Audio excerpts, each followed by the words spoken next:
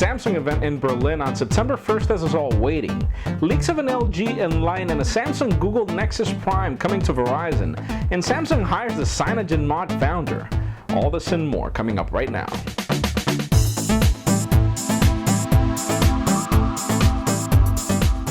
Hello everyone, I'm Jaime Rivera with Pocketnow.com and welcome to Android Revolution, the show we wrap up what's hot and what's not inside of Google's Android project. Let's start this week off with what's hot. Samsung has been teasing us with an event planned for September 1st in Berlin, and judging by the marketing campaign, we can definitely guess that it has to do with smartphones and that it has to do with Android. Sadly, there are no details as to anything else except for the fact that there's an application called Unpacked that you could get at the Android market for free that'll give you details on the event. So remember to hit us up on Pocketnow.com for details of whatever gets released on September 1st, because we'll definitely be covering it completely. And while following up on rumors, our man Evan Blaz, which is our expert in leaks, all foreign and domestic, has hooked us up with images of the LG Inline, which is probably going to hit a couple of carriers in the US. It'll bring a slide-out keyboard, but it seems to be a mid-range device because it'll be carrying a $100 price tag. It'll probably be released on August 25th. And many are also waiting for the AT&T LG Thrill 4G, and even though Target's got some billboards that it'll be costing $80 somehow, not sure how, we still don't have any specific dates on when it will be released. Hopefully it will be soon. We also have images of the Sony Ericsson Xperia Arc, which got leaked in white, and the Play, which got leaked in orange. Not really sure what these designers are thinking of when they come up with these colors, but anyways, rumors of a Samsung-powered Google Nexus Prime have been coming up around there, and the cool thing here is that, first of all, it will be made by Samsung, not Motorola. Let's be clear on that. And second of all, it's interesting that whoever saw this phone saw it carrying a 720p screen resolution. Can you imagine that? 720p is a lot. We're currently at QHD, and the Retina display. 720p is the resolution of a typical 50-inch plasma, if you could think of that. That's amazing. And well, we also have probabilities of this Sprint Galaxy S2 being announced somehow, somewhere. It seems to be called the Galaxy Within for Sprint, but not really sure on that just yet. But there are also rumors of an Epic Touch 4G being launched on September 9th, so make sure you write that down on your calendar. And well, stay tuned of a Droid HD. Not really sure what to make of that because there are also rumors of a Dianera codenamed device from Motorola. And well, it seems to be bringing a 4.5-inch screen with 720p resolution also. All really good devices. Let's see what Samsung brings to the table on their September 1st event. Probably they're going to make that Google Nexus Prime 720p resolution screen official, and probably those other leaks can hold water after that. Out of the smartphone releases for the week, we have the Sony Ericsson bringing a gingerbread-powered Walkman, which has a cool design and all, but it actually disappoints with the spec sheet because it's a single-core 1 GHz device that barely has HVGA resolution in this decade, where that was last decade.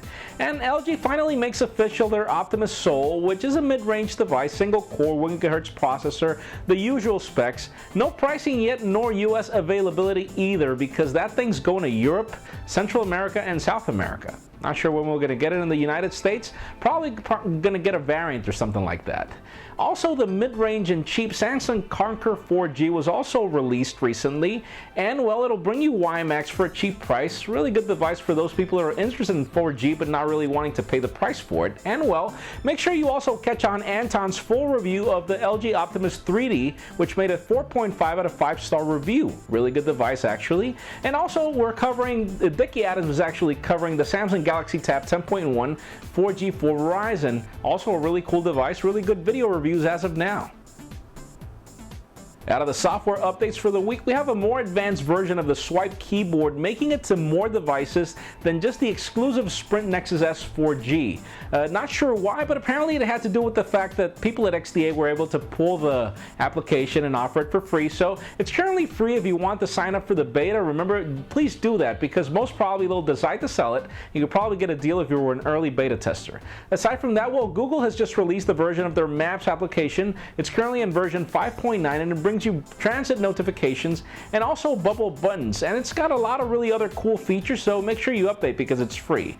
And finally, we have Firefox Mobile 6, which also brings some of the really good new features that it's brought to the desktop version of Firefox to the mobile version, so make sure you get it because it's also a free application in the Android market. And well, we've got a rare dark side this week, so first of all, let's start with the good news. The HTC Evo 3D's bootloader just got unlocked, so make sure you start playing with that if you have the device. Definitely really cool news. But on the rare side, Samsung just hired Steve Kondik.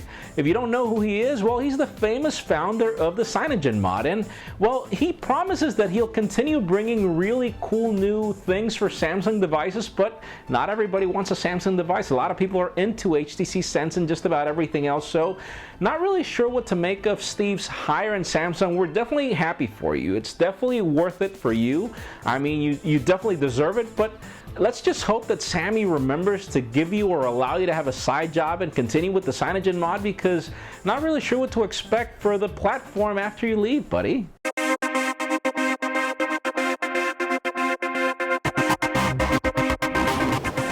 Okay, so that does it for what's hot. Let's continue on with what's not, and let's continue talking about some fake things that are happening in the Android world.